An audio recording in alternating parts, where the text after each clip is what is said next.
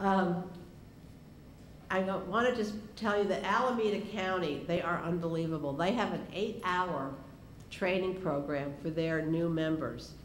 And those new members are required to go to that 8-hour training program to be on their board.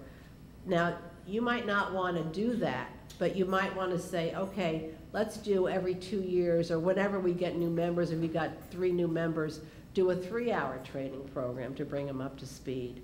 Whatever works in your community, but make sure it gets done, because that's only going to help you in the long run. Now, continuing education. What do you do in your monthly meetings? I certainly hope that you have a CAPA report, because your director can give you from CAPA all the information that's going on with legislation and budgeting. I would hope that you would have a report from somebody that gets on the SECA calls.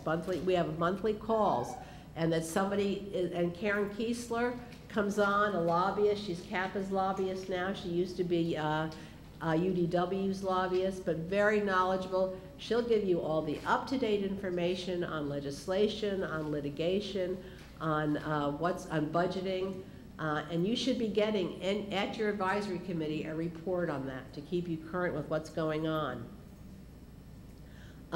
You should also be getting a presentation from your public authority director to tell you what's going on with your with the registry, what's going on, how many people on the registry, what's going on with all the benefits, how many people are on benefits for medical, vision, dental, etc., if you have it. All that information should be coming to you on a monthly basis so that you are current. You should also be getting a monthly report from your IHSS director. What's going on? How far behind are they with their what's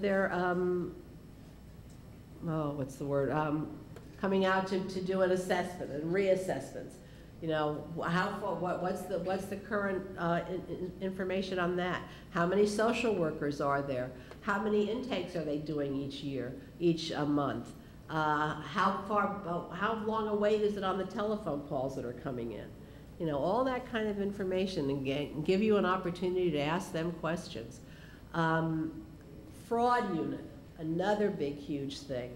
Every county has a fraud unit now. You can ask them to come in on a quarterly basis, every 6 months. What is that fraud unit doing? How much money did you get from the state? How much money did your county draw down in fraud money? What are you finding? How many cases are you litigating? What kind of cases are you litigating? Ask those hard questions. It's your responsibility. This is how you stay educated. And they have got to bring somebody in. I mean, it's they, and if they don't, then it's your obligation to go to the Board of Supervisors and say, we've asked for this information and it's not forthcoming, and this is our job. Another thing I would really recommend is that you do a strategic planning meeting. As I mentioned before, your AB 1682 money can be spent on that, and you can long-term and short-term goals for your county. I think that's very, very important. What does your county need? And get that input if you can. The SECA meetings, the SECA monthly calls, I hope all of you have somebody from your advisory committee on those SECA monthly calls. It's a font of information. And your AB 1682 money can be used for other conferences, local, state, and even national. So if you want to go to the C4A conference, you can use that money for that. That's the senior and a local area agencies on aging, C4A. And also CWDA, California Welfare Directors Association, has their meeting in conjunction with that. So it's really a good conference to go to it. So, and you can use your AB 1682 funds for that. So any other, and the only thing that you are required to do if you use your funds for these conferences, even for this one, when you go back, you're supposed to give a report to your advisory committee. That's by state law, that your statute, that you have to give a report to everybody of what you learned and how effective it was for your educational process. Okay. Information gathering. Very, very quickly, I'd like you to go to, we just had the session before this with John Wilkins, who is the IHSS Coalition webmaster. He was also the founder of the IHSS Coalition.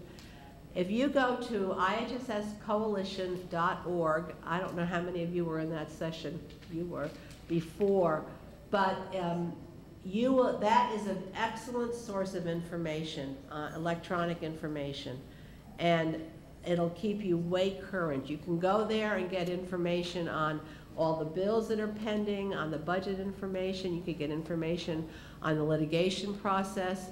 And I cite this site because it'll give you information, links to all the other sites. And it's like a one-stop shop. So, and John is incredible about keeping it updated. I mean, he gets up in the morning, the first thing he does is update his website.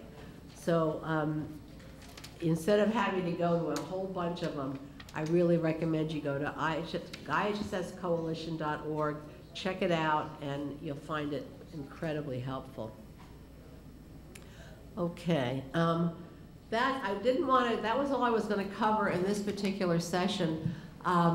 Any questions from anybody? Okay, one down. Couple of questions.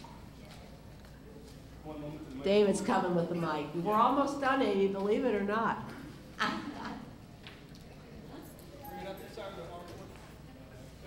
Okay.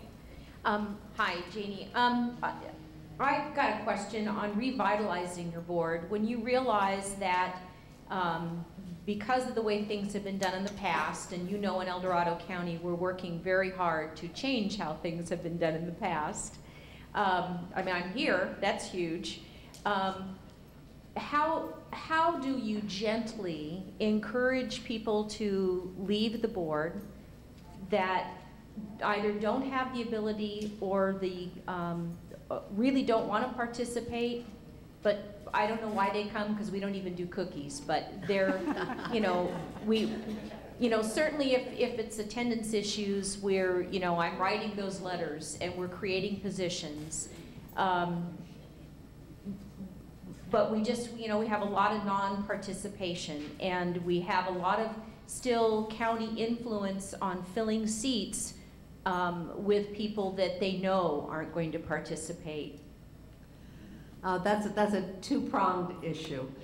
The one about the county, I think you need to work with your board aides and the board of supervisors, just to let them know that you think that the advisory committee would be best served by you going out into the community, finding people who would be really dynamite board members, and that because of the resources that you have, that you would be, that they would be better served by you getting these folks on board, giving them, not, you know, saying that we know that you're going to do your due diligence on these folks too, but if you would let us make the initial contacts, and we think you'll be very pleased with the outcome. You know, grovel a little bit. Yeah, just, okay, that piece of it. Hi, my name is Jeannie, and I'm from Humboldt County. We have a recruitment committee, and it's 3 people are on the recruitment committee. And part of that we do is we identify the different organizations in the county that would be beneficial to our board. Whatever those are, you figure out what those are. The other part is to, in our bylaws, we have, if you don't attend these meetings, you don't call ahead of time, or if you're unable to call on the phone, you know, to be a part of the meeting that way, that you just need to delineate, these are the rules, and you need to take them one by one and tell them in the most gracious manner that what can we do? You know, we need to have participation, and these things have fell by the way, so things that didn't get acted on, minutes didn't get pulled through, you know, I can't even think of the word for it, but those kinds of jobs that didn't get done in the meetings because we didn't have a quorum. So you just need to make a list of those kinds of things, a list of the organizations that should be on the committee, and just ask them, you know, we really need to be better, and just approach them. I think when you get people you want to get that, quote, dead wood off. What we've done in Santa Clara a couple of times is, I've said, we'd love to have you come back.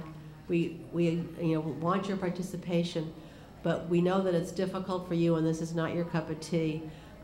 Would sort of say, we would really appreciate your resignation and to let somebody else comes on who enjoys this and wants to be more, wants to get more involved, but please continue to come.